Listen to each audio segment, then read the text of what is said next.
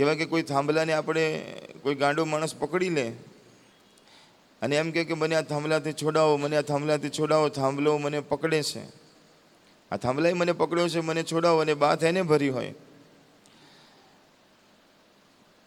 ગમે તેટલી રાડો પાડે કે મને છોડાવો, મને છોડાવો, એને બીજો કોઈ ન છોડાવી શકે, એની જાતે જ એને છૂટવાનું છે. હાથ છોડી દે તો છૂટેલો જ છે. એમ હું અને તમે પણ માયાના બંધનમાં બંધાયા છીએ. માયાએ આપણને નથી બાંધ્યા, પણ આપણે જ એને બાથ ભરીને બેઠા છીએ. જે આસક્તિ છે, કામ છે, ક્રોધ છે, લોભ છે, એને એમાં જીવવું આપણને ગમે છે, એટલે બંધનમાં બંધાયા છીએ. એટલા માટે જીવનમાં અંધારું છે. પણ સંતો કહે છે કે પ્રકાશ કરવા માટે શું કરવું પડે? જેમ એક રૂમની અંદર કોઈ એવો હોલ હોય, કોઈ એવો રૂમ હોય કે જેમાં 50 વર્ષથી અંધારું જ હોય, અંદર કોઈ ગયું જ ન હોય, એટલું બધું અંદર હોય, 50 વર્ષથી ત્યાં આગળ અંધારું છે. તો હવે આમાં અજવાળું કરવું હોય તો શું કરવું પડે? 50 વર્ષથી અંધારું છે તો એમાં અજવાળું કરવામાં 50 વર્ષ ન લાગે. જેવી સ્વિચ દબાવો એટલે ગોળો થાય એટલે સીધો પ્રકાશ, જેવો દીવો કરો એટલે સીધો પ્રકાશ. અંધારું એમ ન કે હું 50 વર્ષથી છું એટલે હું એકદમ નહીં જાઉં, ધીરે ધીરે ધીરે જઈશ. જેવો દીવો થાય એટલે અંધારેને જવું જ પડે, જેવો પ્રકાશ થાય એટલે અંધારેને જવું જ પડે. એમ આપણા જીવનમાં પણ જન્મ જન્મના અંધારા છે, અજ્ઞાનના. તો કહેવાય કે એના માટે એટલા જન્મ ન લાગે. જેવા જાગો એટલે પ્રકાશ જ છે. જેવું જીવનમાં એમ કહેવાય કે પરમાત્માનું જ્ઞાન આવી જાય અને સમજ આવી જાય તો તરત જ એમ કહેવાય કે જીવનમાં અજવાળા થાય છે. વીજળીના ચમકારે મોતીડા પરોવો પાનબાઈ, નહીં તો અચાનક અંધારા થશે. વીજળીનો ચમકારો થાય એટલામાં પણ જો માણસ જાગી જાય તો એનું કામ થઈ જાય છે, વાર નથી લાગતી. જાતે છોડવો પડે છે, અથવા જે છૂટેલા છે બંધનથી, એવા સદગુરુના ચરણમાં જઈએ તો એ આપણને છોડાવે છે. એ આપણને કહે કે ભાઈ આ થાંભલાએ તને નથી બાંધ્યો, તે થાંભલો પકડ્યો છે, બેટા એને છોડી દે એટલે છૂટી જઈશ. પણ બંધનથી મુક્ત કોણ કરી શકે? કે જે પોતે બંધનમાં ન બંધાયો હોય. જે પોતે બંધનમાં હોય આપણને કેવી રીતે મુક્ત કરી શકે? માટે એવા સાચા સદગુરુ મને ને તમને પ્રાપ્ત થાય કે જે પોતે કામ, ક્રોધ, લોભ, મોહની જાળમાં, માયા જાળની અંદરથી જે બહાર હોય અને બંધન મુક્ત હોય ને મને ને તમને પણ બંધન મુક્ત કરે છે. પોતાના જ્ઞાનથી, પોતાના સ્વભાવથી, પોતાના વર્તનથી. ભગવાન કૃષ્ણએ પોતાના વર્તનથી બધાને શીખવાડ્યું છે. હંમેશા હાથમાં મુરલી રાખે છે. એ કહેવા માગે છે કે માણસનું જીવન સંગીતમય હોવું જોઈએ. મુરલી પણ રાખે છે અને એમ કહેવાય કે જ્યારે ધર્મ ઉપર જીવનમાં કોઈ એવો સમય આવે કે જ્યારે તમારા ધર્મ ઉપર હાનિ થતી હોય, તમારા જીવન ઉપર હાનિ થતી હોય, તમારા બેન દીકરી ઉપર હાનિ થતી હોય, તમારા પરિવાર ઉપર હાનિ થતી હોય, તો પછી યુદ્ધ ભૂમિમાં શંખ ફૂંકતા પણ માણસને આવડવો જોઈએ. એકલી વાંસળી જ વગાડવાની નથી, જરૂર પડે ત્યારે શંખ પણ ફૂંક્યા છે. અર્જુન કહે છે કે મહાભારતના યુદ્ધની અંદર કે એક બાજુ મારા સગાવાલા ઊભા છે અને એક બાજુ આપણે છીએ, મારા પરિવારને હું કેવી રીતે મારું? હાથમાંથી ધનુષ્ય પડી જાય છે, ધ્રુજવા લાગે છે અર્જુન. એ વખતે ભગવાન કહે છે કે ધ્રુજવાથી કામ નહીં ચાલે. હવે યુદ્ધમાં તું આવી ચૂક્યો છે અને આ સામે દેખાય છે એ તારા સગા નથી, સામે દેખાય છે એ અધર્મ છે અને અધર્મનો નાશ કરવો પડશે. માટે હું તારી સાથે છું, તો ચલાવ બાણ. મૂકી દીધેલા બાણ અર્જુનના પાછા હાથમાં અપાવે અને બાણ ચલાવવાનું શિક્ષણ આપે છે એ ભગવાન કૃષ્ણ છે. જરૂર પડે ત્યારે મુરલી વગાડવાની છે. અને જીવનમાં જ્યારે સનાતન ધર્મ ઉપર, પોતાના જીવનમાં, પોતાના બેન દીકરી ઉપર, પોતાના પરિવાર ઉપર જ્યારે કંઈ હાનિ થાય તો માણસને સુદર્શન ચક્ર પણ લેતા આવડવું જોઈએ, યુદ્ધના ભૂમિમાં શંખ વગાડતા પણ આવડવું જોઈએ. આ ભગવાનનું સુંદર મજાનું ચરિત્ર છે. ભગવાન ધીરે ધીરે ધીરે મોટા થઈ રહ્યા છે. ઘૂંટણિયા ભેર ભગવાન ચાલે છે. ભગવાનના દર્શન કરવાની બધાની ઈચ્છા થાય છે, કારણ કે ભગવાનનો જન્મ થયો છે. સમાચાર સમગ્ર વિશ્વમાં પ્રસર્યા છે. સાધુઓ આવે છે, સંતો આવે છે દર્શન કરવા માટે. ભગવાનના દર્શન કરવા માટે લક્ષ્મીજી આવ્યા. કહેવાય કે નંદ બાબાને ત્યાં આગળ એટલી બધી ભીડ જામે, એટલી બધી ભીડ જામે કે લક્ષ્મીજીને થયું કે આજે તો દર્શન થશે નહીં. તેને થયું કે કંઈક એવો ઉપાય કરું કે જેથી મને અંદર જવાનો મોકો મળે. એટલા માટે કહેવાય કે પોતે એક માલણ બને છે અને હાથમાં આસોપાલવના તોરણ લઈને જાય છે. તો આસોપાલવના તોરણ લઈ માં લક્ષ્મી અંદર પ્રવેશ કરે છે. તો બે દાસીઓ મળી કીધું કે બેન બેન ઉભા રહો, ઉભા રહો, કોણ છો, ક્યાં જાવ છો? એટલે કહે છે કે મારે દર્શન કરવા છે લાલાના, એટલા માટે જઉં છું. કે દર્શન એમ અજાણ્યા માણસોને ન થાય. એટલે કે અજાણ્યાને હું માલણ છું અને આસોપાલવનું તોરણ બાંધવા આવીશું. તો કે આસોપાલવનું તોરણ તો દરવાજે બાંધવાનું હોય, અંદર ના બાંધવાનું હોય, બાંધી તો બહાર. અને પૈસા જોતા હોય તો લો, અમે તમને ધન સંપત્તિ આપીએ છીએ. ત્યારે લક્ષ્મીજી પેલાને કહે છે કે હું પોતે લક્ષ્મી છું અને તને ધનના ભંડાર આપું, તો એક કામ કર, મને લાલાના દર્શન કરાવી દે. ને ગોપી કહે છે તમારા જ્ઞાન, તમારા ધનના ભંડાર બધા તમારી પાસે રાખો, અમારે કોઈ ધનના ભંડાર જોતા નથી. અમારે તો લાલો આવી ગયો ને એટલે દુનિયામાં બધું જ આવી ગયું, ભગવાન જીવનમાં આવી ગયા, હવે અમારે ધનની જરૂર નથી.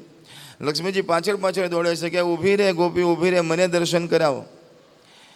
તો કે દર્શન તો કરાવું, પણ તારા ધનના અભિમાન હોય તો હું દર્શન નહીં કરાવું, ધન નથી જોતું, તને એમને એમ દર્શન કરાવો. લક્ષ્મીજી પણ વિચાર કરે કે આખી દુનિયા પૈસા પાછળ દોડે છે, પણ આ ભગવાનની ગોપીઓ છે જે પૈસા સામે જોતી પણ નથી, ધન સામે જોતી પણ નથી. કહેવાય કે એ જ ગોકુળ ગામની અંદર એક ફળ વેચવાવાળી એક માલણ હતી. એ ફળ વેચવાનું કામ કરતી હતી, શાકભાજી વેચે, ફળ વેચે. તેને ખબર પડી કે ભગવાન કૃષ્ણના સુંદર મજાના દર્શન ભવબંધનથી મુક્ત કરાવે છે.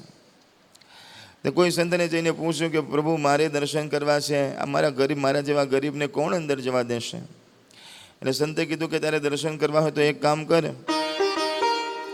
જે ભગવાનની પ્રદક્ષિણા કરે છે એના ઉપર ભગવાન પ્રસન્ન થાય છે. માટે તું રોજ 108 પ્રદક્ષિણા નંદ બાબાના ઘરની કર, એક દિવસ તને જરૂર દર્શન થઈ જશે. તો શાકભાજી વાળી, આ ફળવાળી બહેન રોજ આવે છે અને ફળનો ટોપલો માથા ઉપર મૂકી અને ભગવાનની પરિક્રમા કરે છે. આખા ગોકુળના નંદ બાબાનું ઘર છે એની 108 પ્રદક્ષિણા કરે છે કે કોક બાજુથી મને ભગવાન દેખાઈ જાય, બારીમાંથી દેખાઈ જાય, અગાશીમાં દેખાઈ જાય, રૂમમાં દેખાઈ જાય. ગોકુળના કોઈને ખબર નથી પડતી, પણ જેના માટે પ્રદક્ષિણા ફરે છે ને એને ખબર પડે છે, ભગવાનને ખબર પડે છે. ભગવાન હવે 4 વર્ષના, 4.5 વર્ષના થયા છે, હવે ચાલતા થયા છે, ધીરે ધીરે ચાલે છે, પાછા પડે છે, પાછા ચાલે છે, પાછા પડે છે. ભગવાને જોયું કે આ માલન રોજ મારા માટે ફળ લાવે છે, રોજ મારા ઘરની 108 પ્રદક્ષિણા કરે છે, લાવવા જાય એને દર્શન આપવા માટે જવું. કહે છે કે એના જીવનમાં 7 દીકરીઓ હતી, કોઈ સંતાન નહોતો. તેની ઈચ્છા હતી કે મારા જીવનમાં તો હવે કોઈ દીકરો નથી, પણ આ જશોદાનો દીકરો છે ને એને જ હું મારો દીકરો માની લઉં, અને એકવાર ખાલી એના દર્શન થઈ જાય તો એ મને હૈયામાં એક ટાઢક થાય કે મારો દીકરો છે. આજે ભગવાને કૃપા કરી છે અને માલણ દરવાજે આવીને ઊભી છે અને ભગવાન કૃષ્ણ બહાર નીકળે છે. ધીરે ધીરે કરતા ભગવાન નીચે ઉતર્યા છે અને માલણને કહે છે કે શું લાવ્યા છો ટોપલામાં? એ કીધું કે બેટા ફળ છે, તો મને આપો ને. એ તો કે લે, તો એક ફળ આપે છે. કીધું એક નહીં, મને બહુ ફળ આપો. તો 2 હાથ ભગવાન આમ કરે છે, એમાં જેટલા માયા એટલા સફરજન મૂક્યા, કેળા મૂક્યા. કીધું કે આ તું લઈ જાઓ. તો કે હું લઈને જાઉં? એ તો કે હા તું લઈને જા, પણ સાંભળ, એના બદલામાં તું મને શું આપીશ? એટલે કે તમારે શું જોઈએ છે? એટલે કે હું અનાજ લઉં છું, કોઈને ફળ આપું છું એના ઘરમાંથી, કોઈ મને ઘઉં આપે, ચોખા આપે, તું પણ મને કંઈક આપજે હો. એટલે કે હા હું અંદર જઈને લઈને આવું છું. ભગવાન ફળ લઈને જાય છે, મૂકે છે અને 2 મુઠ્ઠીની અંદર એમ કહેવાય કે ચોખાની 2 મુઠ્ઠીઓ ભરીને આવે છે. હવે મુઠ્ઠી ભરીને આવ્યા હતા, આવતા આવતા બધા ચોખા પડી ગયા છે. માલણે પોતાના સાડીનો છેડો ખોલ્યો છે, એની અંદર એ થોડા જે દાણા હતા એ નાખે છે, છેડો બાંધી દેશે, એનો ફાડીને એક પોટલી બનાવી દેશે અને ટોપલામાં મૂકી દેશે. કીધું કે ભગવાન પાસેથી કશું લેવાય નહીં, પણ ભગવાન મારી ભૂલ થઈ ગઈ કે તમારી પાસે મેં માગ્યું, લાલા તું પાછું લઈ જા. કે ના ના તમે લઈ જાઓ. કીધું કે ભગવાનની પ્રસાદી છે એમ કરીને એ થોડા ચોખાના દાણા પોતાના ટોપલીમાં મૂકી, માથે ઉપર મૂકી અને માલણ જાય છે. આજ એના આનંદનો કોઈ પાર નથી. માલણ ગરીબ છે, ઘરમાં સરખું રહેવાનું પણ નથી, 7 દીકરીઓ છે, એના જીવનની જવાબદારી છે. કહેવાય કે માલણ એક બાજુ દુઃખી પણ છે ને એક બાજુ આનંદમાં પણ છે. કીધું કે આજ બધા ફળ લઈ લીધા, પણ આજે મને કંઈ પૈસા મળ્યા નથી. અને બીજી બાજુ આનંદ છે કે મને આજે જશોદાના લાલના દર્શન થયા. આ લાલ કેટલો સુંદર હતો, ખુદ ભગવાન હોય એવું મને લાગતું હતું. એટલો બધો આનંદ થયો, મારો જ દીકરો હોય એવું મને લાગતું હતું. ઘેર આવીને ટોપલો મૂકી દેશે, આખી રાત ભગવાનના વિચાર કરતાં કરતાં સૂઈ જાય છે. સવારના પોરમાં ટોપલું લીધું છે, ફળ લેવા માટે નીકળી છે, પણ એને એમ કીધું કે એને પોતાના ટોપલાની અંદર જોયું તો કંઈક ચમકતો દેખાય છે કે આ શું છે. અને જેવું એમ કહેવાય કે એ પોટલી ખોલે છે તો અંદરથી સોના મોહરો, અંદરથી હીરા મોતી અંદરથી ચમકતા દેખાય છે. ભગવાને માલણનું પોટલું ભરી દીધું, ધનથી ભરી દીધું છે. ભગવાન કહે છે કે જે મને થોડું આપે છે એને હું અનેક ઘણું કરીને આપું છું. ભગવાને એના ટોપલાને સોના મોહરોથી ભરી દીધી છે, હીરા મોતીથી ભરી દીધી છે. માલણને કીધું કે માલણ, તે મને તારો દીકરો બનાવ્યો તો આજથી આ 7 દીકરીઓની જવાબદારી મારી છે. આમાંથી તારી આખી જિંદગી શાંતિથી નીકળી જશે. તમે પ્રેમથી ભાવથી તમારા જીવનનું પોષણ કરો. હવે ફળ વેચવાની જરૂર નથી. તમારી દીકરીઓને સારી રીતે પરણાવજો, ભગવાન એની વ્યવસ્થા કરી દેશે.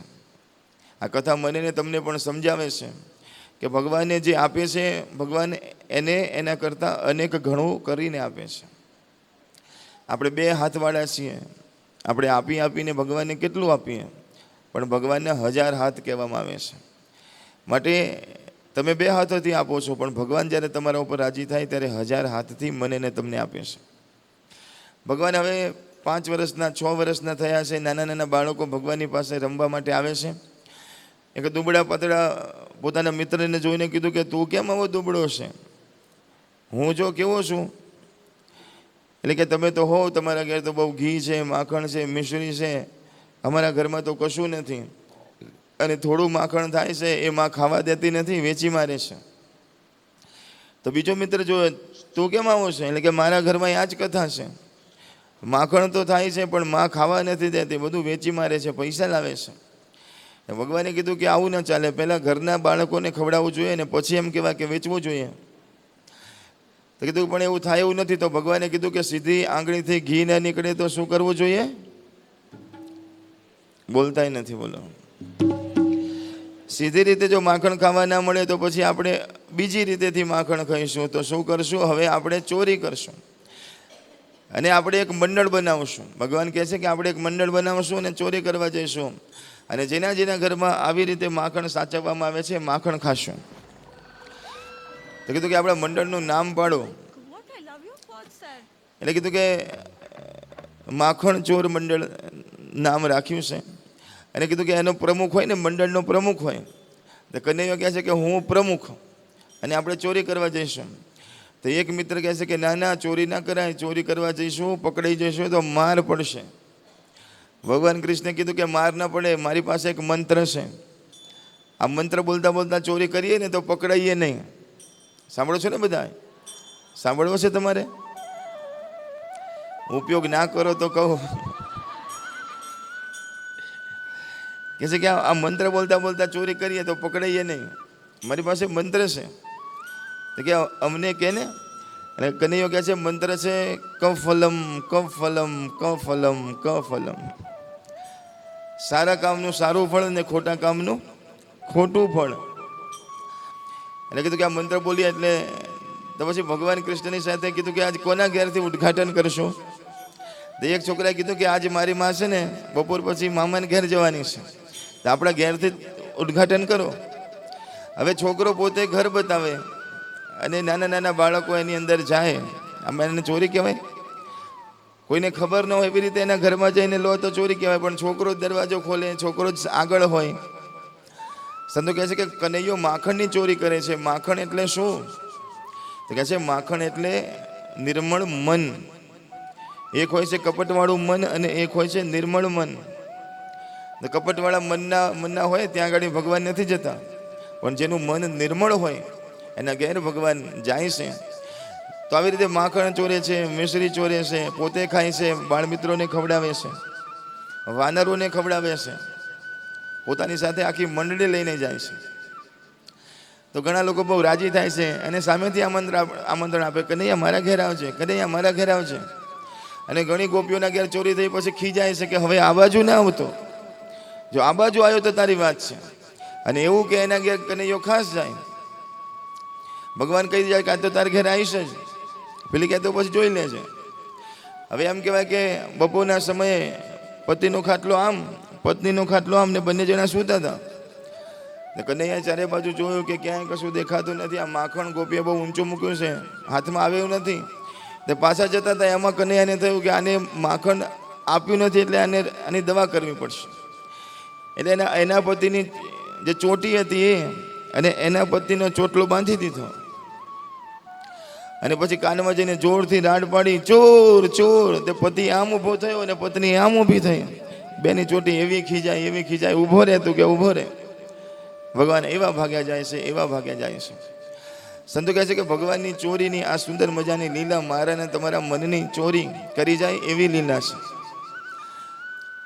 તો ઘણી ગોપીઓને ગમતું નથી, ઘણી ગોપીઓ સામેથી આમંત્રણ આપે છે કે કાનુડા તું મારે ઘેરે આવ, મારું ઘર પહેલું છે, તું મારા ઘેર માખણ ખવાવ. અને ઘણી ગોપીઓને ગમતું નથી કે અહીંયા શું કામ આવે છે. ભગવાનની આ લીલા ધીરે ધીરે ધીરે કરતા કરતા કહેવાય કે ગોપીઓને ઘણી વાર ગોપીઓ ભેગી થઈ જશોદા મા પાસે ફરિયાદ કરવા જાય છે કે હે માં, આ તારો કાનુડો મારા ઘેર માખણ ખાવા આવ્યો હતો. અરે ખાય એનો ક્યાં વાંધો છે, ખાય એનો કંઈ વાંધો નથી, પણ ધોળી નાખે છે, માટલા ફોડી નાખે છે, બધું અસ્તવ્યસ્ત કરી નાખે છે. માં એને ના પાડ. જશોદામાં કે મારા ઘરમાં એટલા માખણના પીપળા ભર્યા છે. કારણ કે ભગવાન નંદ બાબાના ઘેર 9 લાખ ગાયો હતી, એટલા મોટા મોટા ભંડારો હતા. જશોદામાં કે મારે ક્યાં તાણ છે કે મારો દીકરો તારા ઘેર ખાવા આવે અને ચોરી કરવા આવે, મારે ક્યાં મૂકવું એ ઉપાધિ છે. તો માનતા નથી, પણ ઘણીવાર ફરિયાદો થાય છે. અને ઘણીવાર ગોપીઓ પ્રેમથી ફરિયાદ કરવા માટે આવે છે કે માં, આ તારો કનૈયો તો અમને એટલો બધો યાદ આવે છે કે આખો દિવસ એમ કહેવાય કે એના વિચારો જ મનમાં ફરતા હોય છે કે ના હોય. એટલે કે હા, અરે કે ગઈકાલે હું રસોઈ કરવા માટે બેઠી હતી, તો રસોઈ કરતાં કરતાં ચૂલામાં લાકડા નાખતી હતી અને અચાનક તારા કનૈયાની યાદ આવી ગઈ, તો લાકડાના બદલે વેલણ નાખી દીધા અંદર. આખા ઘરમાં શોધ્યું વેલણ ક્યાં છે, વેલણ ક્યાં છે. પછી ખબર પડી કે વેલણ તો અંદર જતો રહ્યો. બીજી કોપી કહે કે તારે તો આવું થયું, મારે તો એવું થયું. અમે તો જમવા માટે બેઠા હતા બધા, અને જમીને બધા ઊભા થયા, એમાં બધી બરણીઓને બધું સરખું મૂકતા હતા. એમાં અથાણાનું બરણી હતી ને માળિયામાં મૂકતા હતા. એ કહેવાય કે બધું મૂકતા અચાનક કનૈયાની યાદ આવી ગઈ. તો કહેવાય કે મેં મારો છોકરો લઈ અને માળિયામાં મૂકી દીધો. આ તો પેલો રડ્યો ત્યારે ખબર પડી કે આને માળિયામાં ચડાવી દીધો છે, એટલે પાછો ઉતાર્યો. ભગવાન કૃષ્ણ પણ એવી સરસ મજાની લીલા કરે છે. ભગવાન કૃષ્ણ એક દિવસ વૃક્ષ ઉપર ચડી જાય છે. જશોદા બધાને પૂછે છે કે કનૈયો ક્યાં ગયો, એટલે કે ઝાડ ઉપર બેઠા છે. જશોદામાં જાય છે અને ઉતરવા માટે ઘણા પ્રયત્ન કરે છે, પણ ભગવાન ઉતરતા નથી.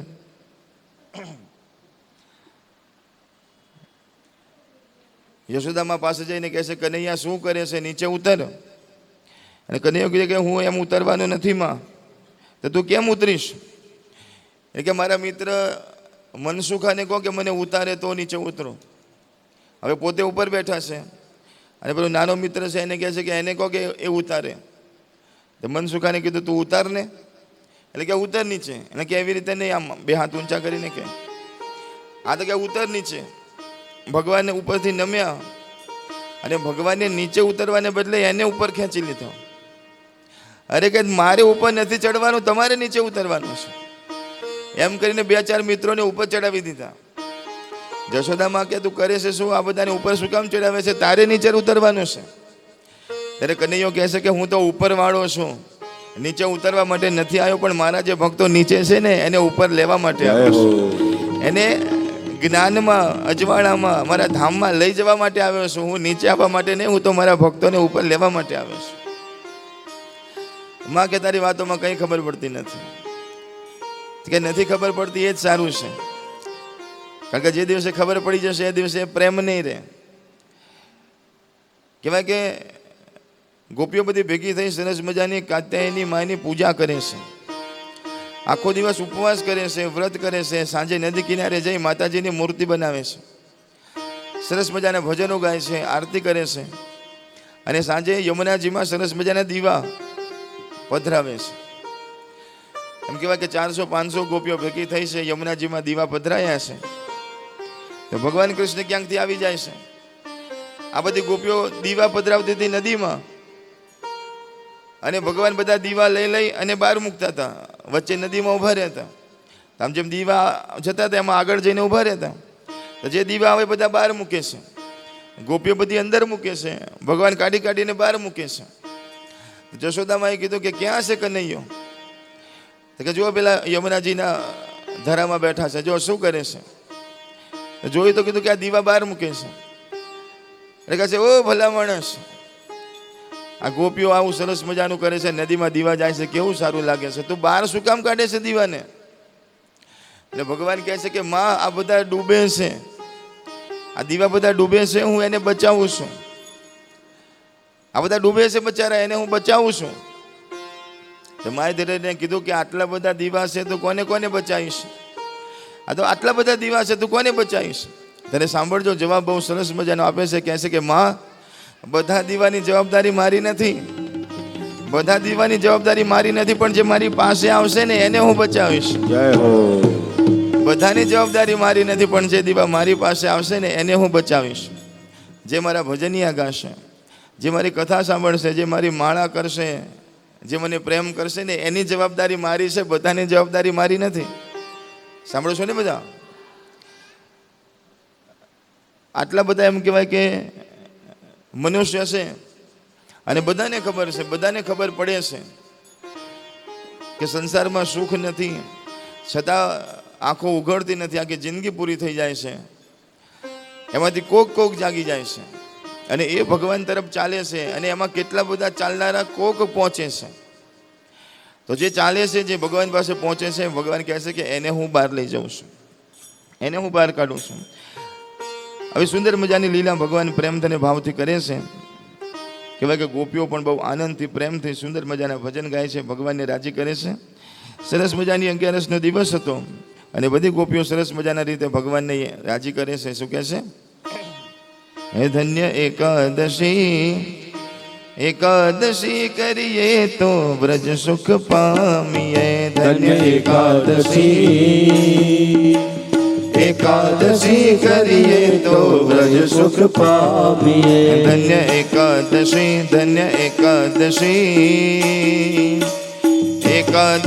કરીએ તો વ્રજ સુખ પામીએ. ધન્ય એકાદશી કરીએ તો વ્રજ સુખ પામીએ. મારે હરિદ્વાર ધામમાં જાવું છે, મારે હરિદ્વાર ધામમાં જાવું છે, મારે હરિદ્વાર ધામમાં જાવું છે, મારે હરિદ્વાર ધામમાં જાવું છે, મારે ગંગાજીમાં નાવું છે, મારે ગંગાજીમાં નાવું. છેલ્લો દિવસ છે, ફરવાનો આજનો છેલ્લો દિવસ છે. કારણ કે કાલે તો જેવી કથા પૂરી થશે એટલે બિસ્તરા પોટલા ભરવાના છે, અને 2 વાગ્યાની આસપાસ બધા નીકળવાનું છે. એટલે આજનો દિવસ છે. તો જે નાયા હોય બધા ભાગ્યશાળી, ન નાયા હોય તો હજી આજનો મોકો છે, નાજો. મારે ગંગાજીમાં નાવું છે, મારે ગંગાજીમાં નાવું છે, મારે ગંગાજીમાં નાવું છે, મારે ગંગાજીમાં નાવું છે, મારે ભોળાનાથને નિરખવા છે, મારે ભોળાનાથને નિરખવા છે. જન એકાદશી કરીએ તો વ્રજ સુખ પામે. મારે એકાદશીનું વ્રત કરવું છે, મારે એકાદશીનું વ્રત કરવું છે, મારે ધ્યાન હરિનું ધરવું છે, મારે દાન ધરીનું ધરવું છે, હે મારે વ્રજ ભૂમિમાં જઈ વસવું છે, મારે બ્રજ ભૂમિમાં જઈ વસવું છે. અને એકાદશી કરીએ તો વ્રજ સુખ પામીએ. ધન્ય એકાદશી કરીએ તો વ્રજ સુખ પામીએ. મારે દ્વારિકાપુરીમાં જાવું છે, મારે દ્વારિકાપુરીમાં જાવું છે, મારે દ્વારિકાપુરીમાં જાવું છે, મારે દ્વારિકાપુરીમાં જાવું છે, મારે ગોમતીજીમાં નાવું છે, મારે ગોમતીજીમાં નાવું છે, મારે ગોમતીજીમાં નાવું છે, મારે ગોમતીજીમાં નાવું છે, મારે રણ છોડ રહીને નિરખવા છે, મારે રણ છોડ રાયને નિરખવા છે, મારે દ્વારિકાધીશને નિરખવા છે, મારે દ્વારકાધીશને નિરખવા છે. અને એકાદશી કરીએ તો વ્રજ સુખ પામીએ. ધન્ય એકાદશી કરીએ તો વ્રજ સુખ પામીએ. જેને એકાદશીના વ્રત કીધા છે, એને એકાદશીના વ્રત કીધા છે. બોલો છો કે નથી બોલતા? આવતો નથી અવાજ હો. જરા બધા પ્રેમથી ને ભાવથી જરા બોલો. એ મારે એકાદશીના વ્રત કીધા છે મેં તો, જેણે એકાદશીના વ્રત કીધા છે એના 4 પદાર્થ સીધા છે, એના 4 પદાર્થ સીધા છે, એને પ્રભુએ પોતાના કરી લીધા છે, એને પ્રભુએ પોતાના કરી લીધા છે.